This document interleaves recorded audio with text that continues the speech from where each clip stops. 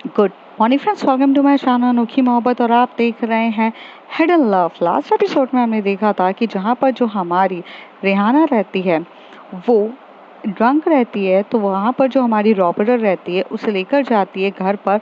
और जब उसे घर पर छोड़ने ही वाली रहती है तब यहाँ पर रेहाना अपना अपना आपा खो चुकी रहती है और वो रॉबरर के साथ थोड़े से हैप्पी मोमेंट्स बिताने लग जाती है, जिसमें रॉबरर को समझ में आता है कि अब उसे ये सब चीज़ें नहीं करनी चाहिए, क्योंकि अगर उसने ये सब चीज़ें कर दी और जब रिहाना को होश आएगा तो उसे काफ़ी ज़्यादा डांटेगी और काफ़ी ज़्यादा चिल्लाएगी और इससे शायद से नफरत भी करने लग जाए। इस वजह से वो उसको वहीं पर छोड़ देती है। पर इसी ड्यूरेशन में उसे ये पता चलता है कि यहाँ पर जो हमारी रिहाना है वो अपनी दिल की बात भी कह देती है कि उसे वो बहुत ज़्यादा मिस कर रही थी और उसको बहुत ज़्यादा मिस करे जा रही थी, और उसे सारी बातें उसे बताती है। उसके बाद हमारी जो रिहाना रहती है जब अपने पुलिस स्टेशन पे जाती है तो उसे वहाँ पर कुछ भी याद नहीं रहता है, क्योंकि वो ड्रंक रहती है। पर उसे सिर्फ इतना याद रहता है कि कल रात को शायद वो रॉबरर से मिली थी, पर क्या हुआ था क्या नहीं हुआ था वो ड्रंक के मारे उसे कुछ याद नहीं रहता है।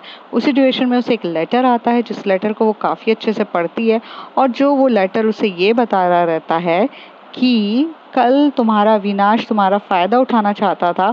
और जैसी वो ये बातें सुन लेती है उसके बाद वो जब अविनाश आता है तो उसे काफ़ी ज़्यादा अच्छे से समझाती है कि तुम मेरी हर चीज़ का फ़ायदा उठाना चाहते थे और तुम मेरे साथ जो बिहेव कर रहे थे वो काफ़ी ज़्यादा गलत था, और उसे वहाँ पर वॉर्न करके चला देती है। उसके बाद जब वो बैठती है तो उसे याद आता है कि ओ माय गॉड, उसके और रॉबरी के बीच में क्या हुआ था। उसको जब भी वो मोमेंट्स याद आ जाते तब उसे इतनी ज़्यादा एम्बैरसमेंट फील होती है। उसके बाद उसे ऐसा लगता है कि ये नहीं होना चाहिए था।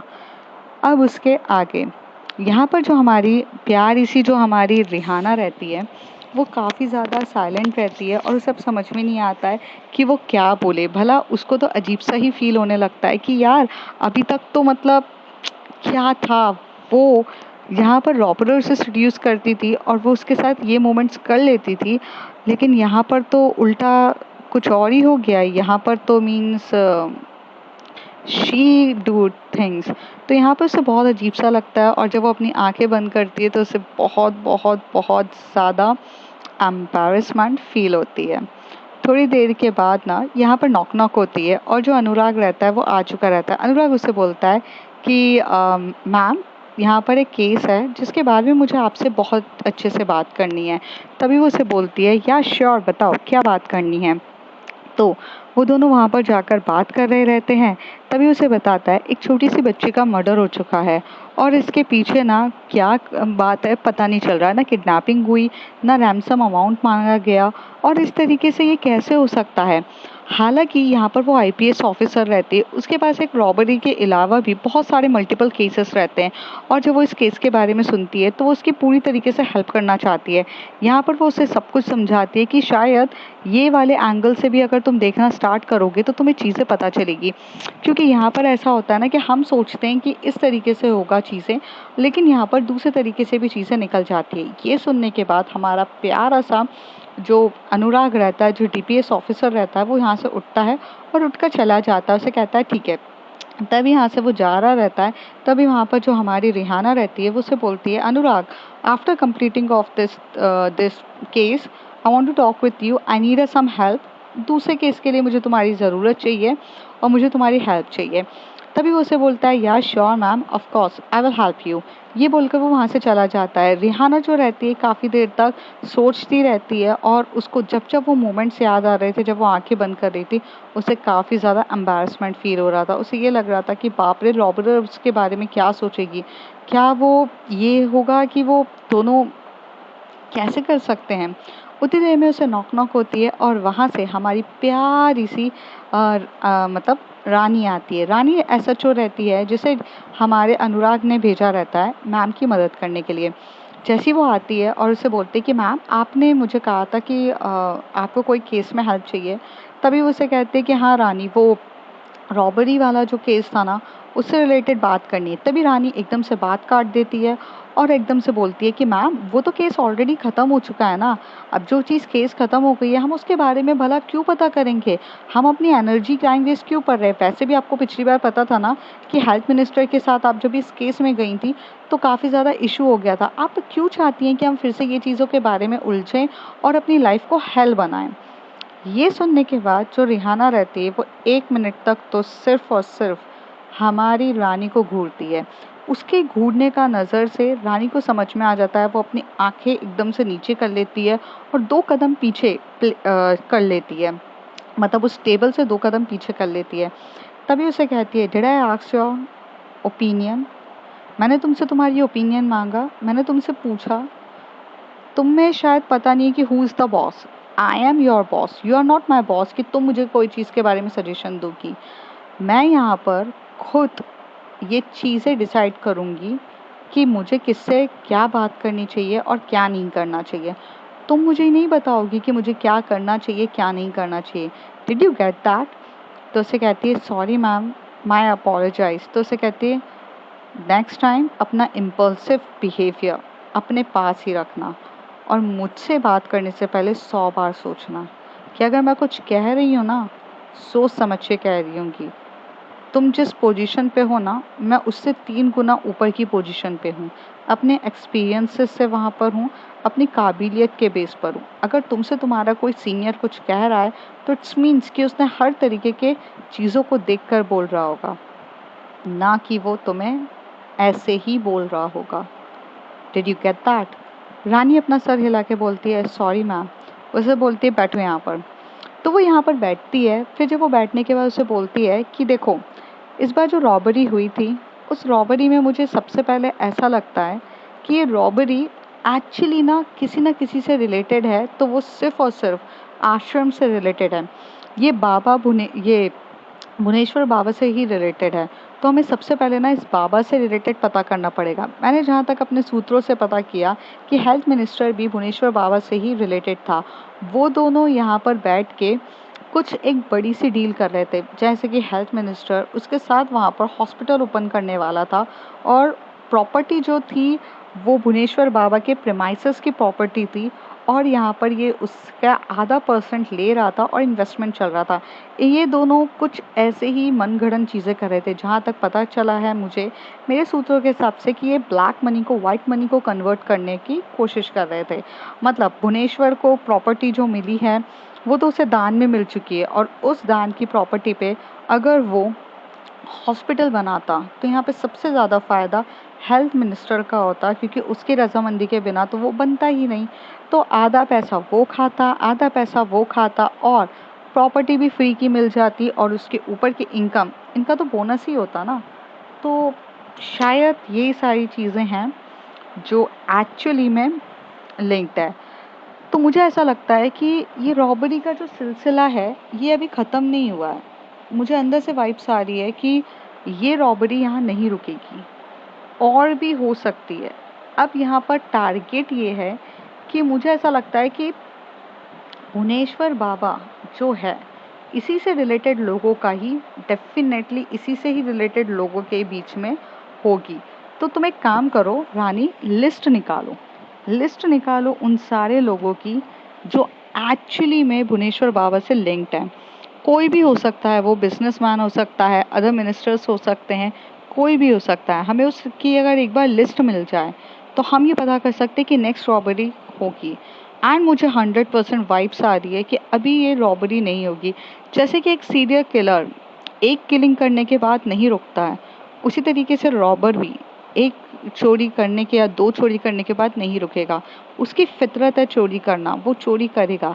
हालांकि मुझे ऐसा लगता है कि वो कुछ समय के लिए पॉज्ड है, या तो वो अपनी कुछ बड़ी प्लानिंग का धमाका होने वाला है, या तो फिर वो कोई सही मौके का इंतज़ार कर रहा है। और इस मौके का इंतज़ार करते हुए मुझे ये ऐसा लगता है कि हमें ये चीज़ों को फाइंड आउट करना बहुत ज़्यादा ज़रूरी है। तो आई थिंक कि तुम्हारे पास कोई क्वेश्चन है।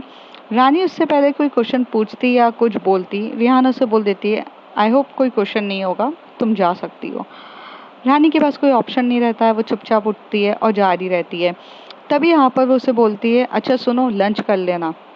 तो उसे कहती है जी मैम, लंच करने के बाद ये काम पे लगना। तो उसे कहती है ठीक है। और तभी वो उसे पूछते कि मैम आप लंच? तो कहते हैं मैं लंच लेकर नहीं आई हूँ, मैं बाहर जा रही हूँ लंच करने के लिए। तुम्हें चलना है क्या? हाँ नहीं, वो बोलते हैं नहीं नहीं मैम, एक्चुअली यहाँ पर थाने में कोई है भी नहीं है, तो मैं रुकती हूँ, आप जा चली जाइए, और वैसे भी मैं अपना लंच लेकर आई हूँ। तो उसे कहती है ठीक है, ध्यान रखना अपना, मैं आती हूँ। यहाँ से जो हमारी रिहाना रहती है वो यहाँ पे स्कॉर्पियो उठाती है, स्कॉर्पियो को यहाँ से अच्छे से जाती है बैठकर। अब वो यहाँ से ना सबसे एक्सपेंसिव से रेस्टोरेंट पे जाती है जो एकदम न्यू न्यू ओपन हुआ रहता है, जिसके बारे में उसने बहुत ज़्यादा सुना रहता है कि यहाँ पर ना बहुत अच्छी सर्विसेज मिलती है और मल्टीपल क्यूजिन्स मिलते हैं। और ये सुनने के बाद वो यहाँ से जाती है और वो उस रेस्टोरेंट पर जाती है, अपनी कार को पार्क करती है और वहाँ बैठती है। तभी वहाँ पर एक वेट्रेस आती है और वेट्रेस उसके पास आकर बोलती है yes ma'am, what you wanted? तो वो उसकी तरफ देखती है और पहले तो उसकी तरफ ऐसे घूरते हुए देखने लग जाती है। अब यहाँ पर क्या होता है कि वेट्रेस ने अपने ऊपर मास्क पहना रहता है और उसकी आई का भी मतलब आई में उसने मेकअप किया रहता है और उसके बाल की हेयर स्टाइल अलग से दिखती है। हालांकि वो ज़्यादा देर तक उसे नोटिस नहीं कर पाती है, क्योंकि वहाँ पर जो वेट्रेस होती है अपना चेहरा ना एकदम से टर्न कर लेती है और वहाँ पर अपनी जो दूसरी वेट्रेस है उसकी तरफ कर रही रहती है। रेहाना इतना ध्यान नहीं देती है और वो बोलती है कि यहाँ पर मैं फ़र्स्ट टाइम आई हूँ, मुझे यहाँ के बारे में कुछ भी नहीं पता है। Can you just tell me what is a good thing? तो उसे कहती है कि मैम यहाँ पर तो बहुत सारी चीज़ें हैं, आप बताइए आप क्या लेना चाहेंगी? यहाँ पर ये जब ये आवाज़ सुनती है तो उसे वो फिर उठ के ऊपर से देखने लगती है। तो उसे कहती है कि व्हाट? तो उसे कहती है कि जो भी तुम्हें ठीक लगे वो दे दो। यहाँ पर ये बोलकर वो वहाँ से चली जाती है। थोड़ी देर में यहाँ पर ना रिहाना बैठी हुई रहती है और रेस्टोरेंट की तरफ देख रही रहती है। जो रेस्टोरेंट का काफ़ी इंटीरियर बहुत सुंदर रहता है और उसे काफ़ी ज़्यादा अच्छा लगने लगता है। थोड़ी देर में एक वेटर आता है, मीन्स मेल वेटर आता है और आकर वहाँ पर उसको डिश देता है और वो मशरूम बिरयानी रहती है, जिसको वो स्मेल करते से ही देखने लगती है और वो उसे बोलती है कि पर मैंने तो ऑर्डर कुछ दिया ही नहीं था, और अ, तुम्हें कैसे पता कि मुझे मशरूम बिरयानी पसंद है? तभी वो वेटर कहता है कि सॉरी मैम, मुझे तो यही ऑर्डर मिला था और मुझे क्या पता कि आपको मशरूम बिरयानी पसंद है या नहीं है, क्योंकि जिस वेट्रेस ने आपका लिया था उसने मुझे लिख कर दिया कि मुझे मशरूम बिरयानी पसंद है। तभी उसी तरफ देख के बोलती है मुझे उस वेट्रेस से मिलना है। तो तभी यहाँ पर जो वेटर होता है वो कहता है कि सॉरी मैम, आप उनसे नहीं मिल सकती हैं, अभी-अभी उनकी शिफ्ट ख़त्म हो चुकी है। वो यहाँ पर हमारी मल्टीपल शिफ्ट चलती है, तो उस हिसाब से उसकी शिफ्ट ख़त्म हो चुकी है और वो यहाँ से अभी तो चली गई होंगी। तो उसे कहती बट थोड़ी देर पहले ही तो था। तो कहते हैं कि मैम यहाँ पे सब टाइम के बहुत पाबंद है, मीन्स जैसे ही इनका टाइम ख़त्म होता है वो चले जाते हैं and she hand over me all this thing, तो अब मैं ही हैंडल कर रहा हूँ। आपको क्या बिरयानी पसंद नहीं आई है? तो उसे कहती है no, actually I want to know about that girl, मुझे उस लड़की के बारे में जानना है। तो कहते हैं सॉरी मैम, उस लड़की के बारे में तो मैं आपको कुछ भी नहीं बता सकता हूँ, क्योंकि हमारी पॉलिसी ऐसे किसी के बारे में बताने की कोई इजाज़त नहीं देती है आपको। तो उसे कहती है कि what do you mean by इजाज़त नहीं देती? I am a bloody IPS officer, मैं चाहूँ तो ये सब चीज़ें पता कर सकती हूँ, पर तुम मुझे बता क्यों नहीं रहे हो वो लड़की कौन है, क्या है? मुझे जानना है उस लड़की के बारे में। तो यहाँ पर जो रिहाना का जो एटीट्यूड रहता है वो काफ़ी ज़्यादा गुस्सा वाला रहता है। तभी वो वेटर जो रहता है वो डर जाता है, कहता है मैम प्लीज़, ये हमारी मतलब रेस्टोरेंट अभी नया-नया खुला है, इसकी वैल्यू है। आप एक आईपीएस ऑफिसर हैं, ऊपर से आप पुलिस की ड्रेस में हैं। अगर आप ऐसे शाउट करेंगी तो हमारी यहाँ की रेपुटेशंस पूरी ख़राब हो जाएगी। प्लीज़ मैम, मुझ पे ऐसे शाउट मत करिए, मेरी तो कोई गलती नहीं है। ऊपर से मेरी जॉब भी चली जाएगी और यहाँ पर जो रेपुटेशंस है हमारी इतने प्यारे रेस्टोरेंट की, वो भी ख़राब हो जाएगी। रिहाना उसी तरफ देखती है और बोलती है I am sorry, actually I want to know about that girl. तो उससे कहते हैं कि मैम, मैं मैनेजर को भेजता हूँ, वो आपसे बात कर लेंगे। थोड़ी देर में यहाँ पे जो मैनेजर होता है वो फटाक से आता है। मैनेजर आके बोलता है मैम, एनीथिंग इज़ प्रॉब्लम? इस बिरयानी में बिल्कुल भी अच्छा नहीं लगा क्या? कुछ हुआ है क्या? मुझे मुझे जानना है। अगर आप प्लीज़ थोड़ा शांति से बात करेंगे, क्योंकि यहाँ पर सब लोग आपको देख रहे हैं। तो उसे कहती है biryani is completely awesome, I really love it, I want to know about that waitress. तो उसे कहती है कि वेट्रेस के बारे में क्यों? तो कहते हैं बस मुझे उस वेट्रेस के बारे में जानना है, मुझे ऐसा लगता है कि वो मेरी जान पहचान की है, मुझे बस इतना जानना है कि वो कौन है। तो उसे कहते हैं कि मैम बट ऐसे कैसे हम आपको किसी अपने एम्प्लॉय की पर्सनल इन्फॉर्मेशन दे दें। तो उसे कहती है कि लिसन टू मी, अगर मैं आपके पास कुछ बोल रही हूँ तो मैं कुछ सोच कर ही बोल रही हूँ ना, आपको यारे गहरे इंसान को थोड़ी ना दे दो। I am IPS officer and मैं अपनी कोई चीज़ को अच्छी सी चीज़ के लिए मांग रही हूँ ना, आप प्लीज़ ये चीज़ समझिए कि हु आई एम एक्चुअली। तो उसे कहते हैं कि yeah ma'am I completely agree with you, but actually ma'am मैं क्या बताऊँ आपको, हमारी ये पॉलिसी नहीं है। तभी यहाँ पर रिहाना को और गुस्सा आने लगता है। तभी मैनेजर ये चीज़ें देखने लगता है तो उसे कहता है, वेटर को बुलाता है। वेटर को बुला के बोलता है कि वो लड़की कौन थी। तो उसे कहता है कि मैम सर मुझे नहीं पता वो लड़की कौन थी। जाने से पहले पहले उसने मुझे स्टिकी नोट दिया था, स्टिकी नोट में लिखा था कि टेबल नंबर 10 के लिए, ये टेबल नंबर 13 है, इस टेबल नंबर 13 के लिए मशरूम बिरयानी दे दो। और वही स्टिकी नोट मैंने जाके शेफ़ को दे दिया, शेफ़ ने वो मशरूम बिरयानी बनाई, मैं वहाँ से लेकर यहाँ पर आ चुका हूँ। तो मुझे नहीं पता कि वो वेट्रेस कौन थी। और सर वहाँ पे तो उसने मास्क पहना था, जैसे कि हमारे यहाँ का रूल है कि सब मास्क पहनते, और सेम ड्रेसअप किया था। मुझे ये भी नहीं पता, मैंने तो उसकी वॉइस तक नहीं सुनी, उसने सिर्फ स्टिकी नोट मेरे हाथ में दे दिया और वो वहाँ से निकल गई। और वो यहाँ से डायरेक्ट चेंजिंग रूम में गई और चेंज करके वो वहाँ से निकल चुकी है। मुझे नहीं पता सर वो कौन थी। तभी मैनेजर बोलता है, मैम अब आप, मैं पता करूँ तो कैसे करूँ, क्योंकि यहाँ पर फीमेल जो एम्प्लॉयज़ है वो इतनी सारी हैं, उसमें से आपको कौन सी वाली से मिलना है मुझे कैसे पता चलेगा। तभी उसे कहती है, you guys having a CCTV camera, इस CCTV कैमरा को आप देखिए, आपको सामने वाले की बॉडी लैंग्वेज और आंखों को देखकर पता चल जाएगा ना कि वो कौन बंदी थी, उससे हम पता कर सकते हैं। क्यों, एनी प्रॉब्लम्स? वो वेटर की तरफ देख के बोलती है। वेटर कुछ नहीं बोलता है, क्योंकि वेटर की तो पहले से फटी पड़ी हुई रहती है, क्योंकि भाई यहाँ पर उसके ऊपर इतना चिल्ला देती है रिहाना कि अब उसको ऐसा लगता है ना ही बोलो तो ज़्यादा बेटर है। थोड़ी देर में वो उसकी तरफ देखता है और देखती है और उसे बोलती है, CCTV कैमरा। मैनेजर भी यहाँ पर चुपचाप रहता है, क्योंकि एक IPS ऑफिसर के सामने कौन भला कुछ कह सकेगा। वो यहाँ से जाती है और जाकर लेकर जाती है और वहाँ पर ना CCTV कैमरा को देखना स्टार्ट कर देते हैं। वहाँ पर जैसे ही CCTV कैमरा की तरफ देखते हैं तो कैमरा, मतलब ऐसे बोला जाए, कैमरा ईस्ट में रहता है और लड़की वेस्ट में देख रही रहती है। तो पीछे से तो सिमिलर लड़की दिख रही रहती है, तभी पता ही नहीं चलता। तभी उसे बोलती है कि एंगल चेंज करके देखो।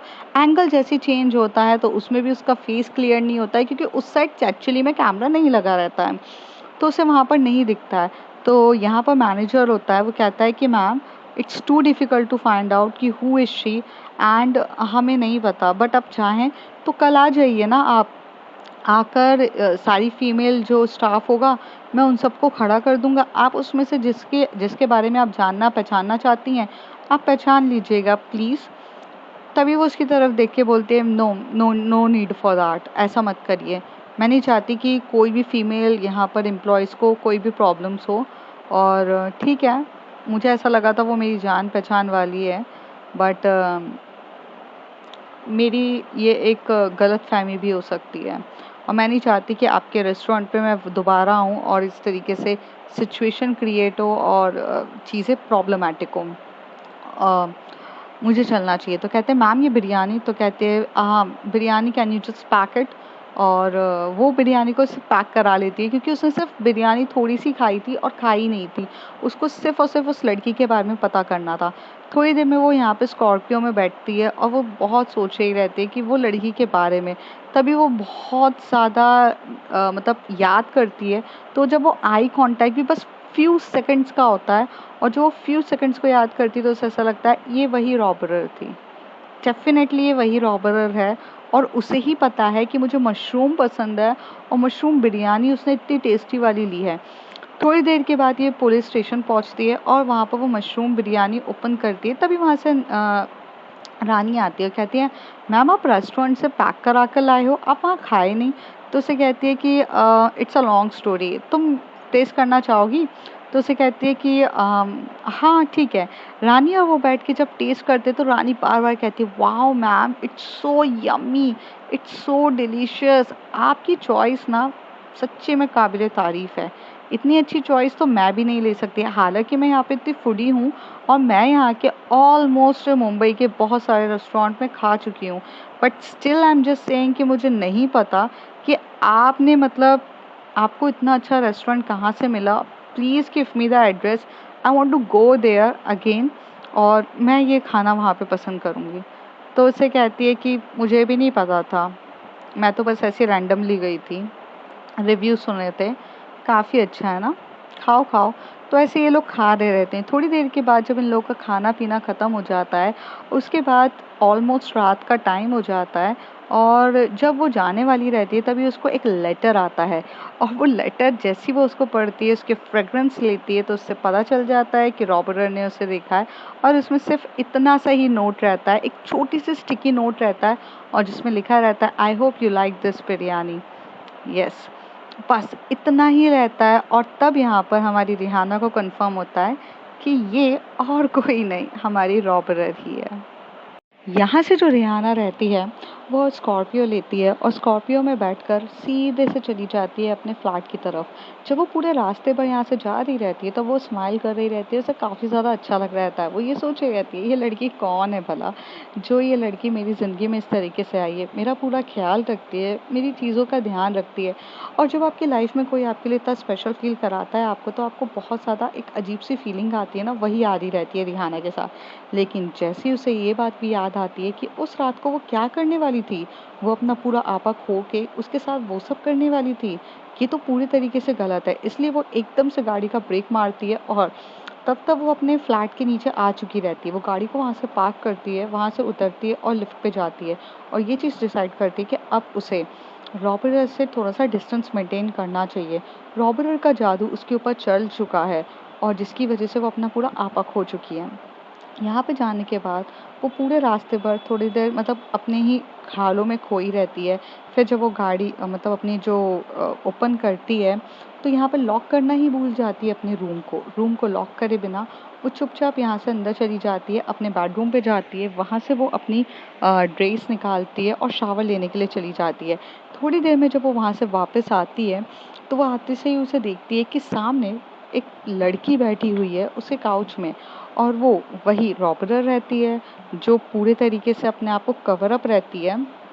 और जैसे उसने वहाँ पर अपने आज उसके बाल बहुत ओपन रहते हैं, मास्क लगाया रहता है उसने एज़ यूजुअल, और उसने एक क्रॉप टॉप पहना रहता है और एक बेल बॉटम टाइप की जीन्स पहनी रहती है, और काफ़ी ज़्यादा अच्छे तरीके से आती है, और आकर उसके पास आकर बोलती है, गेट ओपन करके नहाने की तुम्हारी आदत है क्या? तो उससे कहती है, तुम हवा के झोंके की तरह कहीं पर भी कभी भी आ जाती हो, तुम्हें एटलीस्ट किसी के घर पे आते टाइम थोड़ी से मैनर्स दिखाकर आना चाहिए ना, तुम ऐसे कैसे आ सकती हो? रिहाना एकदम से बोलती है। रॉबर्ट उसके बोलती है, शायद तुम गेट ओपन करके मेरे लिए गेट ओपन किया होगा ना तुमने, क्योंकि कोई भला गेट ओपन करके नहाने कैसे चला जाता है? तभी रॉबर्ट गेट की तरफ देखती है, तो वो तभी यहाँ पे जो रिहाना रहती है गेट की तरफ देखती है और बोलती है, सॉरी वो गलती से ओपन रह गया होगा। तो कहती है, हाँ तो चोर भी तो आ सकता था ना। तो उसे बोलती है, चोर आ सकता था नहीं, ऑलरेडी चोर घर पर आ चुका है। तो उसकी स्माइल करती है, ओह मैं चोर कहाँ हूँ, मैं तो तुम्हारी लवर हूँ ना। इस तरीके से वहाँ पर हमारी प्यारी सी जो क्यूट सी रॉबर्ट उसके पास आकर बोलती है, क्यों, मैं तो तुम्हारी लवर हूँ ना, और लवर तो तुम्हारे पास कभी भी आ सकती है, कोई और आ जाता इस बात का तुम्हें ध्यान रखना चाहिए ना। और भला कोई इतने खूबसूरत कैसे दिख सकता है, वैसे भी तुम जब बात करके आती हो ना काफ़ी ज़्यादा खूबसूरत दिखती हो। ये बोलकर जो रॉबरर होता है उसके पास आती है, और उसकी कमर को करती है, और अपनी पास आकर उसकी जो फ्रेगरेंस लेने लगती है पूरे तरीके से। रॉबरर की इतने करीब आके उसकी कमर को टच करना, यहाँ पर रिहाना अपना आपा खो चुकी रहती है, और वो उसे ये सब करने लगती है। लेकिन जब भी वो आंखें बंद करती है उसे ये चीज़ याद आती है कि वो दोनों उस रात क्या करने वाले थे। वो उसे धक्का देती है, और धक्का देके दूर करते हुए बोलती है, क्या कर रही हो तुम? तो उसे कहती है, ओह मैं कुछ गलत कर रही हूँ क्या? तो उसे कहती है, फर्स्ट ऑफ ऑल लवर कौन, लवर किसकी लवर? तो कहती है, हम दोनों एक दूसरे की लवर। तो तभी यहाँ पर रिहाना उसी तरफ देख के बोलती है, तुम्हारा दिमाग तो ठीक है, मैं भला तुम्हारी लवर कब से हो गई हूँ और तुम मेरी लवर कब से हो गई हो? कुछ भी मत बोलो, हमारे बीच में सिर्फ एक ही रिलेशन है, एक पुलिस और एक चोर का। तो तुम्हें समझ में नहीं आता है क्या? तभी यहाँ पर रॉबर्ट जो होती है उसके पास आकर बोलते, कम ऑन ओके, तुम काफ़ी ज़्यादा गुस्से में लग रही हो, something something grumpy is happen, क्यों इतना गुस्सा क्यों कर रही हो? शायद तुम्हें मशरूम बिरयानी पसंद नहीं आई थी। ओह थोड़ा सा और स्पाइसी बनाना चाहिए था। तभी उसे बोलती है, तुम मुझ पे नज़र रखना कब बंद करोगी? यहाँ पर रिहाना एकदम से बोलती है। तभी रॉबर्ट थोड़ा सा उसके पीछे से आते हुए उसके कानों के पास आकर बोलती है, कभी नहीं। जिससे प्यार करते हैं ना, उस पर ध्यान रखना बहुत ज़्यादा ज़रूरी होता है। तभी उसका हाथ पकड़ती है, उसे बोलती है, कौन सा प्यार? तो उसे कहती है, तुम्हें कुछ याद नहीं है क्या? परसों कल रात को क्या हुआ था? कल रात को तुम मेरे ऊपर आ चुकी थी एंड यू सेड दैट कि you missed me, you like me और समथिंग। तो उसे कहती है, ऐसा कुछ भी नहीं है, और वैसे भी ड्रंक किया हुआ इंसान ना होश में नहीं रहता है। रिहाना कहती है, तुम्हें शायद से गलतफहमी हुई है, ऐसा कुछ भी नहीं था हमारे बीच में। और हाँ, मैं तुम्हें एक बात बता दूं, उस समय मैं ड्रंक थी, और ड्रंक वाला इंसान किसी के साथ कुछ भी कर सकता है। शायद तुम कोई और होता ना, तो मैं उसके साथ भी ये कर लेती। ये सुनने के बाद रॉबर्ट उसकी कमर को पकड़ती है, उसे खींचती है और उसे क्या बोलती, कोई और भी होता तो भी तुम उसके साथ वो कर लेती। इट्स मीन्स कि तुम अविनाश के साथ ये सब करने के लिए तैयार थी। तो रिहाना उसको थोड़ा सा धक्का देके बोलती है, हाँ, मैं अविनाश के साथ भी कर लेती, क्योंकि मैं उस ड्रंक स्टेज पे थी। शायद मेरे अंदर वो हार्मोन्स बढ़ गए हों, ओवरवेलमिंग नेचर आ गया हो, और मेरे अंदर ना वो सब चीज़ें एक साथ आ चुकी हो। यही एक मेन रीज़न हो सकता है जिसकी वजह से मैं ये सब करने के लिए तैयार हो गई होंगी। But otherwise we don't have anything, okay. यहाँ पर जो हमारी रॉबरा रहती है उसे कहती है, what do you mean that, कि तुम किसी के साथ कुछ भी कर लोगी, और जो हमारे बीच में हुआ था मोमेंट्स, उसी कोई वैल्यू नहीं है? तभी रिहाना बोलती, व्हाट द हेल, एक रॉबरर और एक पुलिस के बीच में कोई वैल्यू होगी? हाँ, तुम्हारे साथ मैं प्यार करूंगी? तुम पागल हो क्या?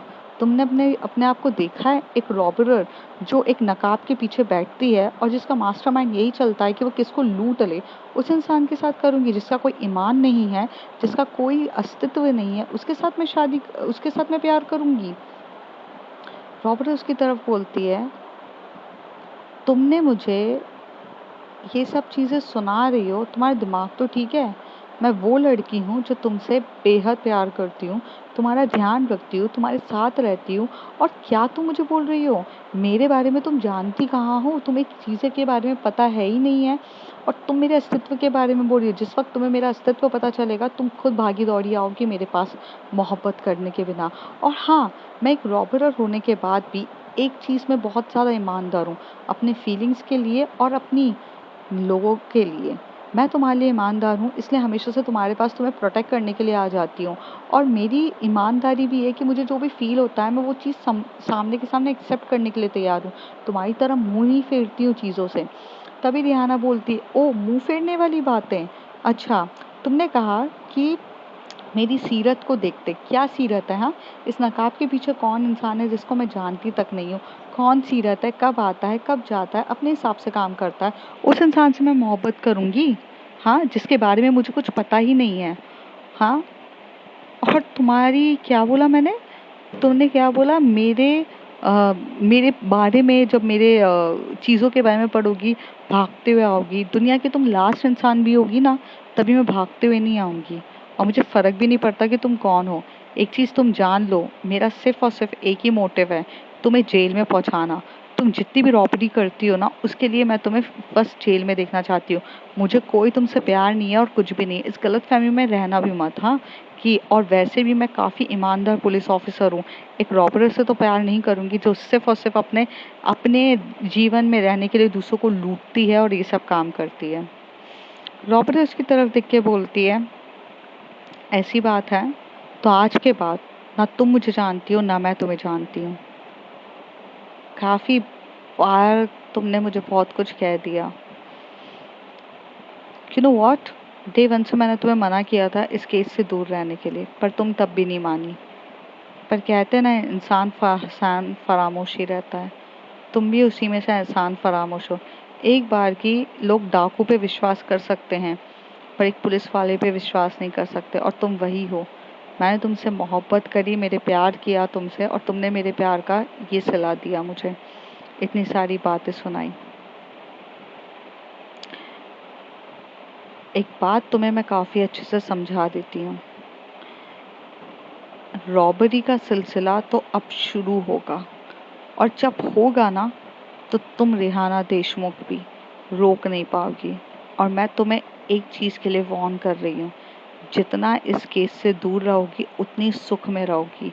और अगर इस केस में तुम्हें इन्वॉल्व होना है तो अपनी बर्बादी को बुला लेना, क्योंकि पिछली बार जब तुमने अपनी बर्बादी को बुलाया था तो हेल्थ मिनिस्टर से बचाने के लिए मैं तुम्हारे पास आई थी। लेकिन इस बार मैं भी नहीं आऊँगी, क्योंकि जो लड़की किसी के साथ भी सोने के लिए तैयार हो जाती है ना, वो मेरे कैटेगरी की है ही नहीं।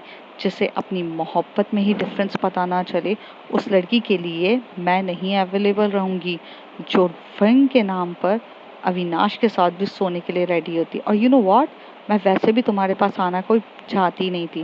मैंने उस दिन डिसाइड कर लिया था कि हेल्थ मिनिस्टर की शायद मेरी वजह से तुम फंस गई हो, और मैं तुमसे जितना दूर रहूँगी ना उतना तुम्हारे लिए भला होगा। मैं तुम्हारे भले के लिए सोची थी, because damn it I love you. लेकिन तुम्हें ये चीज़ समझ में नहीं आई। मैंने सोचा जब अविनाश तुम्हारा एडवांटेजेस लेने की कोशिश कर रहा है, मुझे आकर तुम्हें प्रोटेक्ट करना चाहिए। पर मैं भूल गई, अविनाश तुम्हारा एडवांटेजेस कैसे लेगा? तुम अविनाश का एडवांटेजेस लेना चाहती थी, तुम अपनी खुद की हवस मिटाना चाह रही थी। और यही चीज़ होती, तभी यहाँ पर जो रिहाना रहती है वो काफ़ी गुस्से में रहती है और एक जम के थप्पड़ रॉबरर को मार देती है और कहती है जिसका खुद का कैरेक्टर अच्छा नहीं हो ना, जिसके खुद के कैरेक्टर में कालापन हो ना, वो दूसरे के कैरेक्टर्स पे उंगली नहीं उठाता है। मेरी ज़िंदगी मेरा मतलब, मैं जिसके साथ जो कुछ भी करूँ, तुम होती कौन हो मुझे बोलने वाली? और तुम मेरे कैरेक्टर पे उंगली उठा रही हो कि मैं किसके साथ रात गुजार रही हूँ या कुछ कर रही हूँ। तुम ब्लडी हेल, यहाँ से दूर रहो मुझसे। ये सुनने के बाद जो रॉबरा रहती है उसकी आंखों में आंसू आ जाते हैं, क्योंकि उसने उस लड़की के हाथ से थप्पड़ खाया रहता है जिससे वो सबसे ज़्यादा प्यार करती है। गुस्से में आकर यहाँ पे जो रॉबरा रहती है वो भी अपना हाथ उठाती है, पर रिहाना को एक बार भी टच नहीं करती और मारती तक नहीं है। उसकी आंखों में से आंसू आ जाते हैं और वो चुपचाप यहाँ से चली जाती है। जैसी वो यहाँ से चुपचाप चली जाती है, यहाँ पर जो रिहाना है वो देखती रहती है और वो ये सोचती है कि इस लड़की ने मुझे मारा क्यों नहीं। तो आप फ्रेंड्स आगे जानेंगे अगले कुछ एपिसोड्स में। तब तक के लिए bye bye, take care. If you like my story, like share and subscribe.